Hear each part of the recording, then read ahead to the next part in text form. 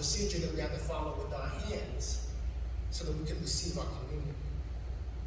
As she was walking up and down the line, she stopped and looked at my hands and said, "Elijah, please do it the way that I showed you."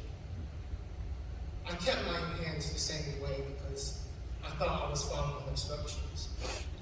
She scolded me for joking and then proceeded to move on.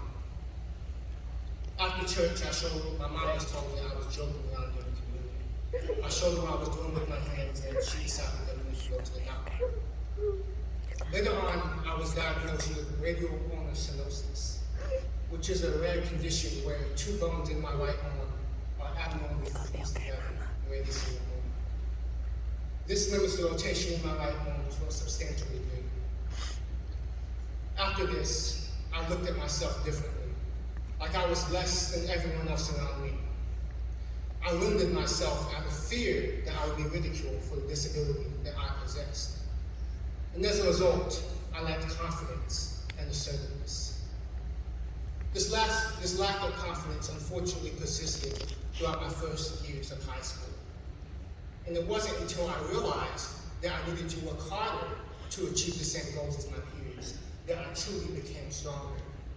It wasn't until I realized that it was okay to not always be recognized that I truly become stronger.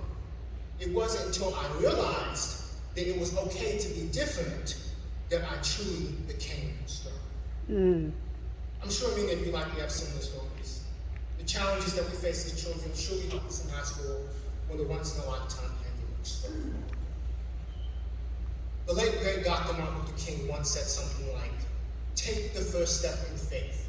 You don't have to see the whole staircase. Just take the first step."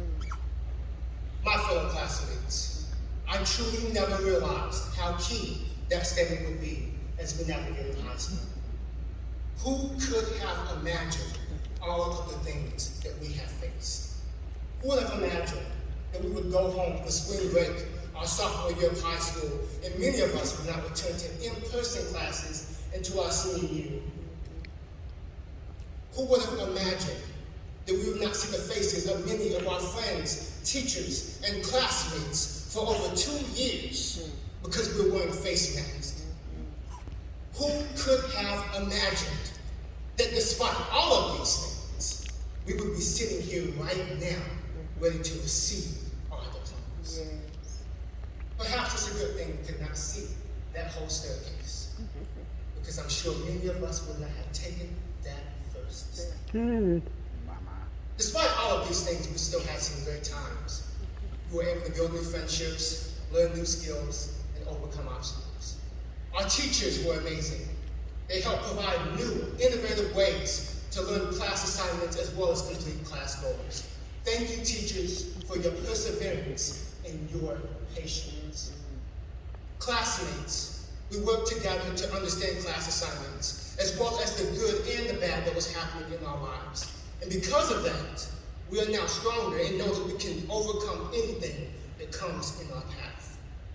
Some of us went into college, others will enter the workforce, and some will go into the military. But let's all remember that we are prepared so we can overcome any obstacle that we face.